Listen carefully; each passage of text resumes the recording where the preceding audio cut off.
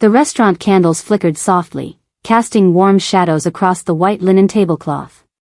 It was our 5th anniversary, and I'd worn the blue dress Alex always said reminded him of our honeymoon seas. He smiled across the table, his hand dipping into his jacket pocket. My heart fluttered with foolish hope, expecting a small velvet box. Instead, he slid a thick, legal-sized envelope toward me, its crisp white surface glaring under the soft light. "You should read this," he said, his voice detached, as if discussing a business memo. My fingers trembled as I pulled out the papers. The words, "petition for dissolution of marriage," hit me like a physical blow, the formal language stark and brutal. "I've met someone," he continued calmly, cutting through my stunned silence. "Someone with connections, with vision. She can actually help my career move forward in ways that," he trailed off, not needing to finish. My gaze followed his slight nod toward the back of the room. There she was. A stunning woman in an emerald green dress that probably cost more than our monthly rent, watching us with a faint, satisfied smile. She lifted her wine glass in a tiny, mocking salute just to me. The room seemed to tilt. The hum of happy conversations, the clink of silverware against fine china, it all became a distant, mocking soundtrack. He stood up, dropped more than enough cash on the table, and walked away without a backward glance. I was left utterly alone, publicly discarded, staring at the half-eaten chocolate lava cake we were supposed to share. The waiter approached cautiously. "Ma'am, would you like this boxed?" I could only shake my head, my throat too tight for words, my face burning with a shame that felt visible to everyone. The drive home was a blur of streetlights and silent tears. The apartment we had shared for 7 years felt alien and cold when I entered. It still smelled like his cologne. He arrived an hour later, a cold, efficient energy in his movements that was utterly foreign. He didn't look at me. He filled 2 sleek suitcases with his best suits, his expensive electronics, his custom-fit golf clubs. He left everything that spoke of us. The framed photos from our travels, the books I'd gifted him with personal inscriptions, the ugly, lopsided ceramic mug I'd made in a couples class that he'd always jokingly used for his pencils. In the trash can of his now empty home office, I found a crumpled bag from a renowned jeweler. The receipt inside was for a diamond tennis bracelet, purchased 2 months prior. The date stabbed at me. It was during the very week he'd told me his annual bonus was disappointingly small, that we needed to cancel our weekend getaway to save money. A cold, sharp fury began to pierce through the crushing grief. I called Maya, my best friend since college, and sobbed incoherently into the phone. But as she murmured comforting words, my eyes locked onto my old laptop, buried under a stack of magazines on a shelf. A memory, clear and urgent, surfaced. Months ago, driven by a vague unease, I'd started a digital file. "Maya, I have to go," I whispered abruptly, cutting her off mid-sentence. I wiped my tears with the back of my hand, my fingers now strangely steady. The sorrow was still there, but beneath it, a new current was rising. I had to see that file. The folder was innocuously named, Home Budget, Future Planning. Inside, my past self had been quietly, meticulously diligent. Spreadsheets logged every shared expense, every mortgage payment. But in the margins, in my own hurried typing, were notes and questions. $5K transfer to account 2341, Alex said 4 estimated taxes but doesn't match prior years. Business trip to Miami, conference agenda. He showed me lists different hotels than his corporate card statement. My heart hammered as I opened a private browser and found Serena van der Woodson's Instagram. Her post from Miami, posing on a sleek yacht with the caption, "Sun-kissed and stress-free," was dated the exact same weekend. He hadn't just been unfaithful in heart, he had been funding their luxury with our shared resources. The profound sadness began to harden into something else, a cold, sharp resolve that felt like steel forming in my spine. Then, in a subfolder marked Archives, I found the digital scan. It was a certificate of formation filed with the state for an LLC called Strategic Vision Partners. The registered agent was Alexander James Miller. The other founding member listed was Serena V. Woodson. The filing date was 11 months ago. The air left my lungs. He hadn't just cheated. He had secretly built a new business foundation with her, using the career skills and stability I had supported for years. Mrs. Eleanor Ellis, my lawyer, had a quiet, powerful presence that filled her book-lined office. She reviewed my documents in silence, her reading glasses perched on her nose. After several minutes, she looked up. "This is textbook concealment of marital assets, layered with what we call financial infidelity," she stated, her voice precise. "We have grounds for a punitive settlement, not just an equitable one. But to maximize our position, we must be strategic. He cannot suspect, you know. For now, you must appear compliant, overwhelmed, and financially naive." I nodded, understanding the game that had been forced upon me. Next, from a pay-as-you-go phone I bought for cash, I called Clara Williamson, my fierce former mentor from my pre-marriage finance career. She answered on the second ring. "I've been expecting this call," she said bluntly, without hello. "A major client has a confidential project. A high-stakes, cross-border merger analysis. It pays a six-figure retainer, plus bonuses. It requires absolute discretion and a month of on-site due diligence in Singapore. You'll be a ghost consultant, name nowhere on paper. Can you disappear?" I thought of the empty apartment, the pitying looks I'd soon get from mutual friends, the crushing weight of his betrayal. "Yes," I said, my voice stronger and clearer than it had been in days. "I can disappear completely." Researching Serena Vander Woodson was like reading a society-page tragedy in real time.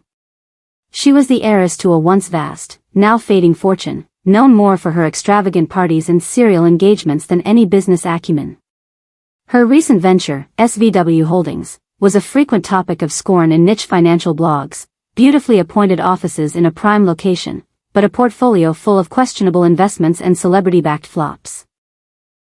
Alex, a sharp, detail-oriented corporate CFO, was the perfect tool for her, a competent, presentable man to restructure her failing empire, thoroughly dazzled by the glamorous access she offered.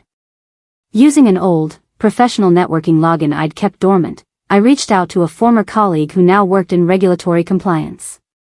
Her private message came back quickly. "Off the record, between us girls, SVW is on a shortlist for a major IRS audit. It's not public yet, but the whispers in compliance circles are loud. Their assets are massively over-leveraged. It's a house of cards." The final piece clicked into place with a chilling clarity. Alex hadn't jumped from our stable, if modest, lifeboat to a luxury yacht. He had, in his arrogant blindness, climbed aboard the Titanic just as the orchestra began to play.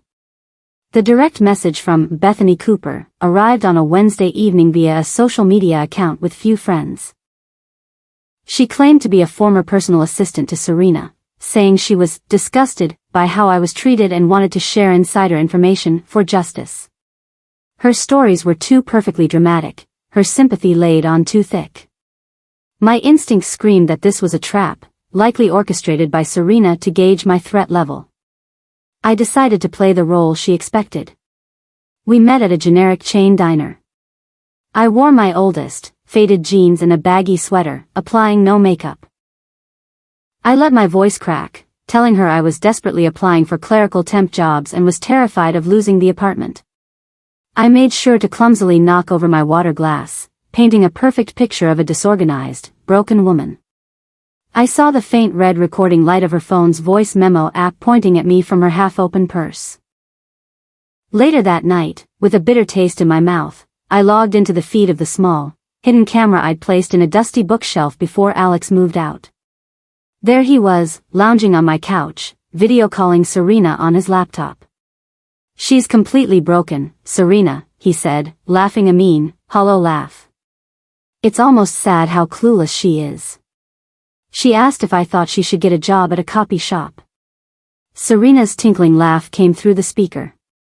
"Perfect. A broken opponent is no opponent at all. Keep her thinking that way." I watched, my heart turning to stone. Their arrogance was their first, and most valuable, mistake. Clara's project was a complex beast, a multi-billion-dollar merger between a cutting-edge Singaporean AI firm and a venerable Japanese hardware giant. My ghost role was to untangle the intricate web of cross-holdings, offshore subsidiaries, and shell companies, looking for hidden liabilities. The work was all-consuming, intellectually thrilling, and exactly the distraction I needed. The first payment, a hefty retainer, hit my new, private bank account. The number on the screen was more money than I'd ever seen at once, earned by my own skill. Alex texted my old number, "Hey, just checking in. Did you end up getting that data entry job?" I stared at the message, the irony a bitter, metallic taste on my tongue. He was checking on his narrative, not on me. I typed back, "Yes, at Quick Copy downtown. It's a start. The hours are long." He replied with a single smiling emoji and a "hang in there." That night, I initiated the first transfer to the secure, offshore account Mrs. Ellis had helped me establish in Belize. The money vanished from one digital vault and appeared in another, untraceable to my old life. I was no longer a victim. I was a ghost, quietly building an arsenal.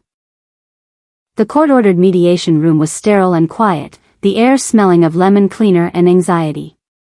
Alex, accompanied by a smug-looking lawyer in an overly shiny suit, opened with what he clearly thought was a generous offer, a one-time settlement of $50,000. "It's a clean, simple break," Alex said, his tone dripping with patronizing finality. "You can use it for a fresh start somewhere new. I'll even let you keep the old sedan, I know you're attached to it. Mrs. Ellis, sitting perfectly still beside me, gave a microscopic, almost imperceptible shake of her head. I looked down at my hands, twisting the simple wedding band I still wore in my lap, playing the part. "It's a lot to process," I whispered, making my voice small and shaky. "Can I have a few days to think?" Alex leaned back in his chair, a look of pitying generosity on his face. "Of course. Take your time. Just don't wait too long."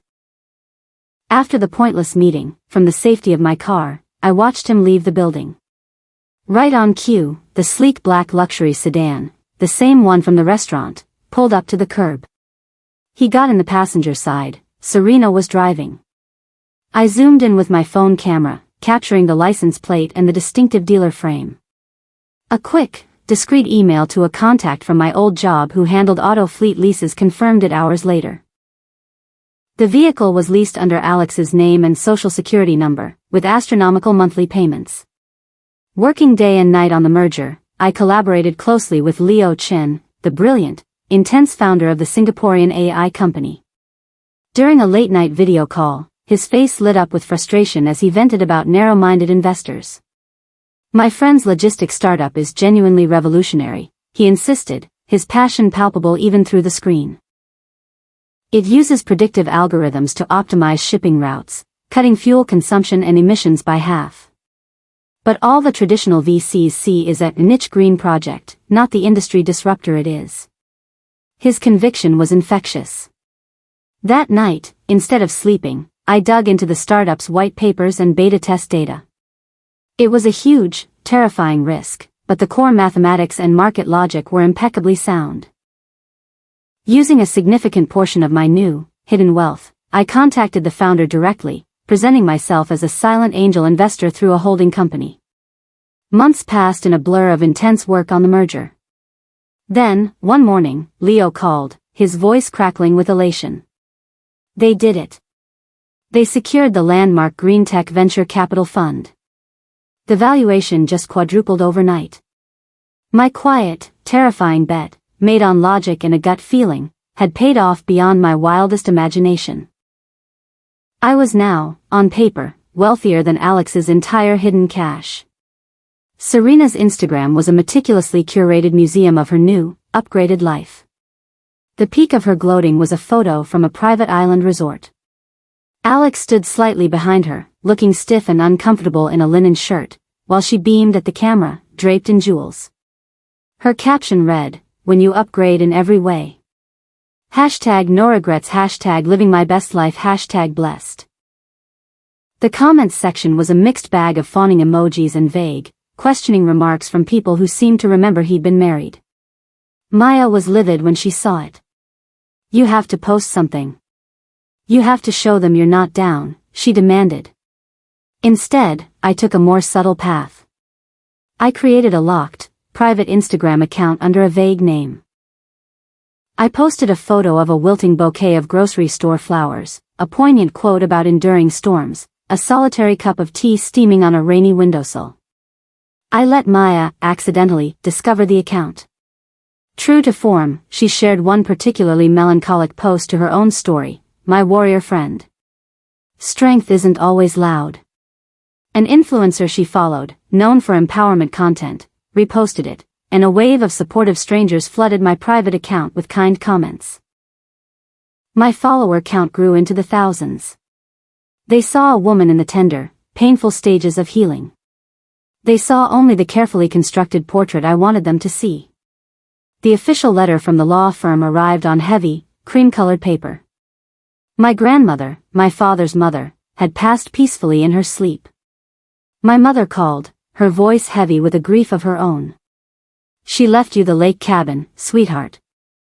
I know it's not much, but it was always your favorite place as a kid." The family had long considered the rustic, two-bedroom cabin a charming but essentially worthless relic. Alex had always hated its musty smell and the long drive, so we rarely visited. The lawyer's informational packet included a dry, official county notification.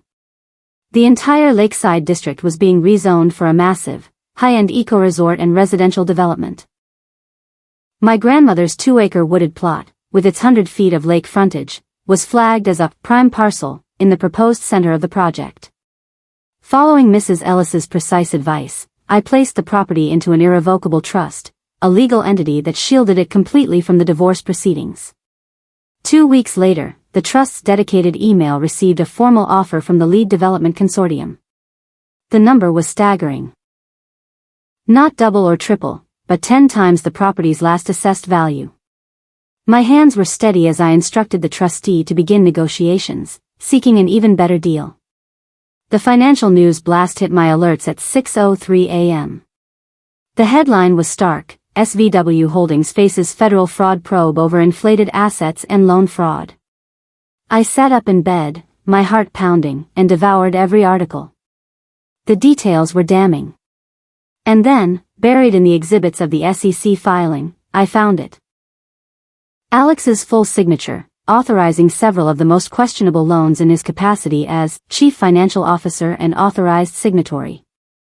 He wasn't just an employee, he was personally named, his professional signature plastered across a federal investigation. My phone rang that evening. It was Alex. His voice was thin and tight, stripped of all its usual confidence. "Listen, you've probably seen the news. Things are complicated on my end. It would really help my position if you could provide a character statement to my lawyer. Just a few lines about me being honest, reliable, that kind of thing." The sheer, breathtaking audacity of his request stole the air from my lungs. I closed my eyes, gathered my acting skills, and made my voice sound frail, worried, and utterly clueless. "Oh, Alex, that sounds so serious and awful. I'll have to think about what I could possibly say." I hung up before he could respond, my hands curled into fists. The startup exit payout and the finalized sale of the lake property hit my protected accounts within days of each other. The sums that landed were so surreal I had to log in 3 times to believe the balances. Overnight, I was a multimillionaire several times over. My first strategic hire was Nina Torres, a razor-sharp PR strategist known for building authentic brand narratives from complex stories. Over secretive meetings in back-corner cafes, we crafted a plan. A new brand, Phoenix Found, would focus on timeless, sustainably made essentials for women building their own lives. The narrative would be one of quiet empowerment and self-reliance, never mentioning revenge. We built a beautiful, minimalist website, produced a small, impeccable capsule collection of leather bags and silk scarves. Everything was in place for a soft, dignified launch. Then, Nina called from a blocked number, her voice hushed with barely contained excitement.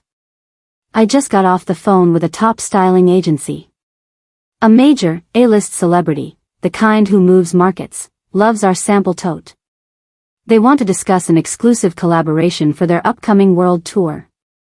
This is it. This is our lightning strike. With Nina's meticulous guidance, we anonymously leaked a carefully curated, digital dossier to an investigative financial reporter with a Pulitzer Prize and a famous appetite for corporate corruption. The documents were masterfully selected. They clearly showed Alex's hidden income streams, his signature on the shady SVW loans, and transfers between his secret accounts and Serena's, but they were technically formatted and watermarked to look exactly like they came from a disgruntled insider at SVW Holdings. The reporter's story exploded across financial media 24 hours later, the CFO and the heiress, a tangled web of hidden money and fraud. The legal and media spotlight swung directly onto Alex, painting him not as a pawn, but as an active architect of the scheme. The fallout was immediate and brutal. I heard through a mutual acquaintance that Serena, in a panic to save her own skin, had changed the locks on her penthouse and gave a statement to a gossip blog blaming Alex for gross financial mismanagement that attracted unwarranted scrutiny. The golden cage she'd built for him had become a very public prison of his own making. I posted a single, elegantly composed photograph. It showed my hand, wearing only my grandmother's simple pearl ring, poised with a fountain pen over a contract. The iconic logo of a legendary, century-old luxury department store was clearly visible at the top of the page. The caption was deliberately understated, grateful for new chapters and the quiet courage it takes to begin them. Phoenix Found will be available in select stores this holiday season. I used no hashtags, tagged no one. The power of the retailer's hallowed name did all the work. Within an hour, the post was flooded with thousands of likes and comments. Wait, is this the same woman from that private account? This is the most iconic glow-up I've ever witnessed. My phone buzzed incessantly with notifications. One particular text notification shone like a beacon on the lock screen. It was from Alex. It simply read, "What is this? What's going on? You need to explain this right now." The carefully maintained mask of my powerlessness had finally, irrevocably slipped. Empowered by our full financial picture, Mrs. Ellis filed our final, aggressive divorce petition, demanding complete and transparent disclosure of all assets from Alex. Stunningly, now aware that I had significant resources, his new lawyer filed a counterpetition requesting spousal support from me. In the hushed courtroom, Mrs. Ellis presented our year-long dossier of evidence, the secret offshore accounts, the hidden business filings, the proof of financial deception and asset diversion. The judge, a stern woman with a reputation for no-nonsense rulings, reviewed the binders with a sharp eye. She granted our motion to freeze all of Alex's remaining assets, every bank account, investment, and the leased car, until the divorce was fully settled. He was served the freezing order at a coffee shop where he was interviewing for a mid-level accounting job at a roofing supply company. The process server told my lawyer he turned as white as the paper, his hands shaking so badly he spilled his latte all over his only clean suit jacket. He did not get the job. He showed up unannounced at the secure entrance of my new, high-rise apartment building, looking gaunt and unkempt. "She used me," he slurred, the sour smell of cheap whiskey wafting toward me. "She took everything, my reputation, my savings, and left me with the lawsuits. You were the only real, good thing I ever had. I'm so sorry. I was an idiot." He wept what seemed like genuine, self-pitying tears. My phone, set to record audio in my pocket, captured every shaky word. Then he seemed to gather himself, his eyes shifting to a calculating gleam. "I'm drowning, okay? The legal debts are insane. Could you see your way to lending me $30,000? Just to get back on my feet, find a decent place. I'll pay every penny back, with interest." I looked at this broken, desperate stranger I once loved and saw only the ghost of his greed. "No, Alex. I won't." At that exact moment, a sleek, silent electric car pulled into the building's driveway. Leo stepped out, holding 2 coffee cups. Alex stared, his jaw going slack as he recognized Leo from the covers of business magazines and tech journals. The color drained from his face, leaving a map of stunned defeat. The IRS ruling was final, brutal, and public. Alex owed over $750,000 in back taxes, substantial penalties, and accruing interest. To satisfy the federal debt, the court ordered a full liquidation auction of his remaining non-exempt possessions. I watched the online auction listing with detached curiosity.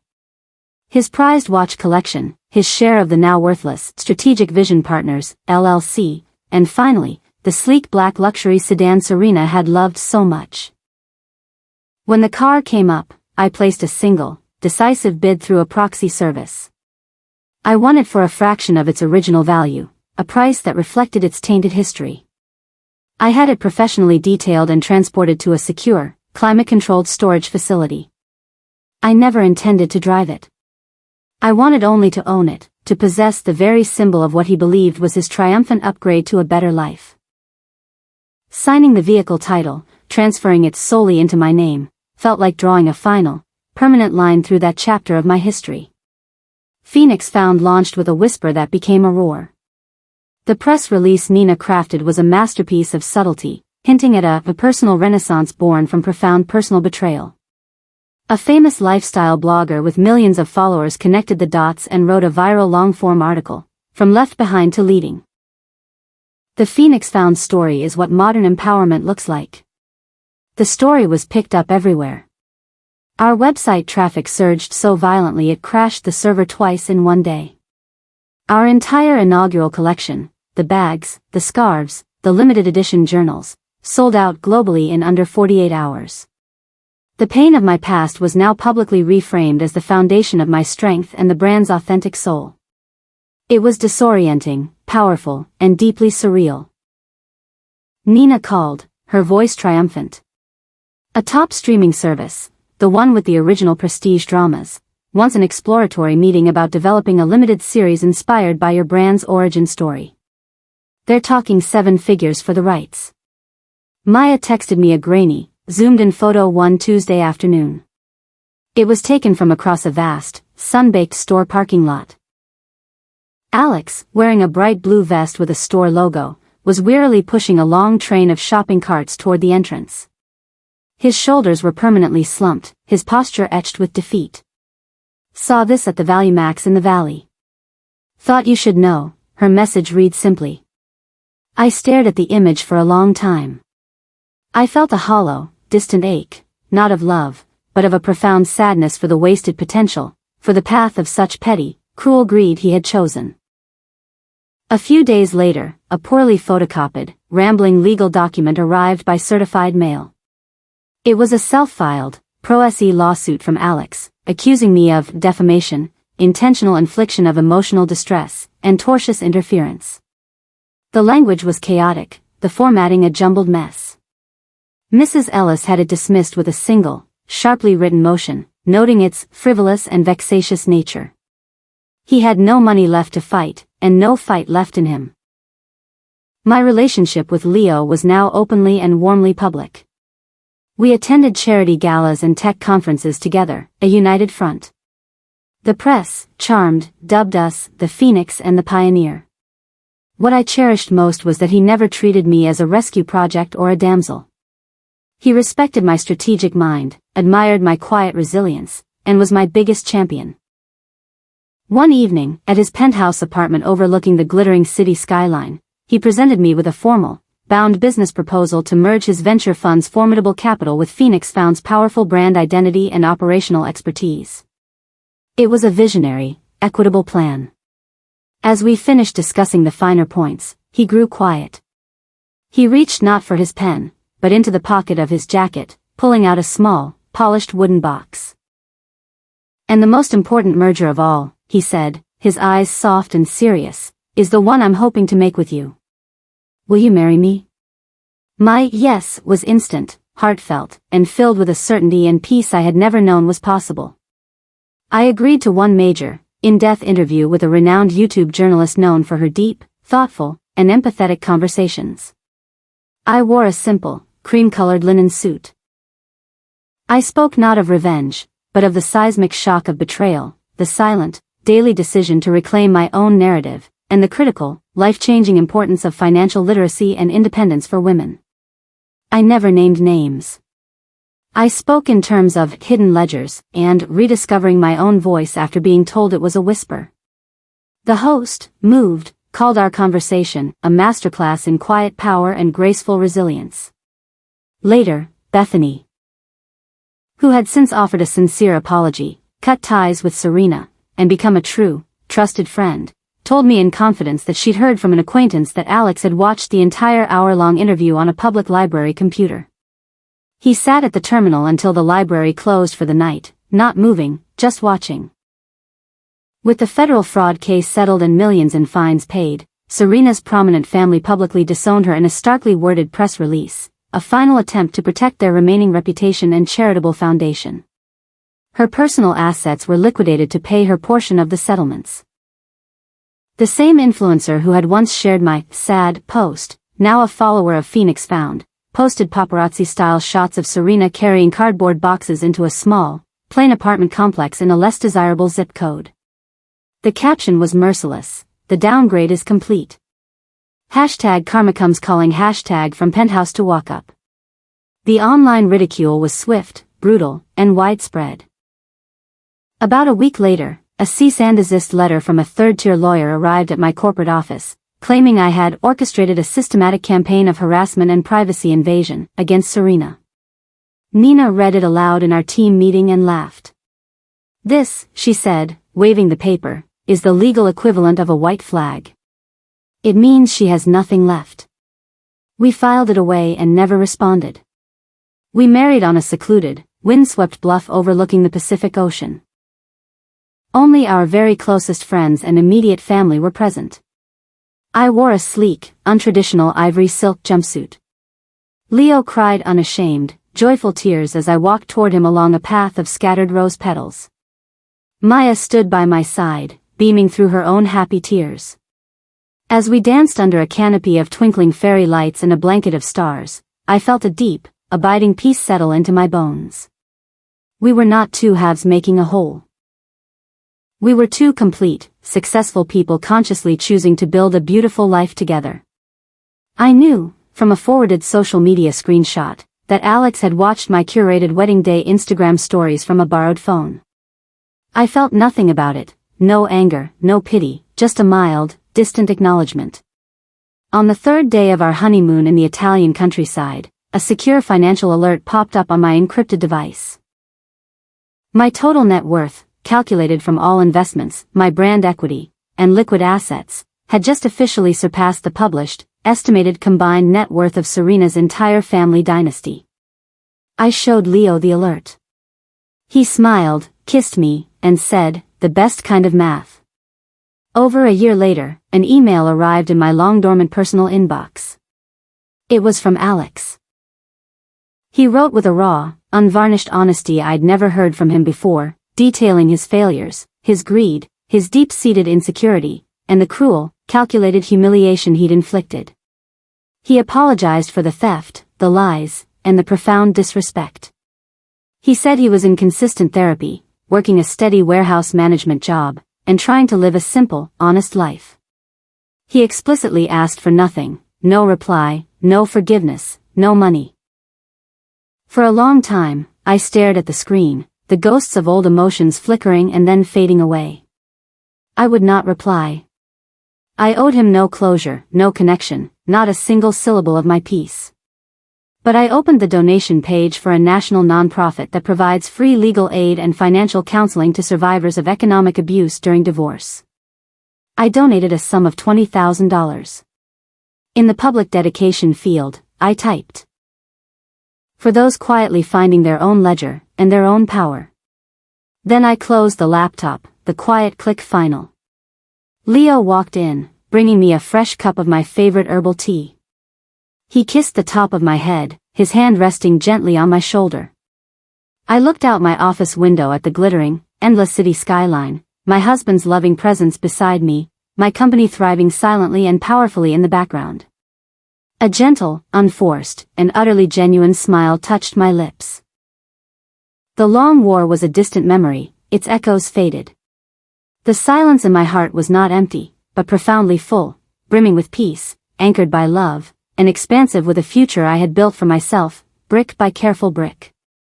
The best revenge, I finally understood, was never his dramatic downfall. It was my own profound, hard-won, and incredibly wealthy contentment.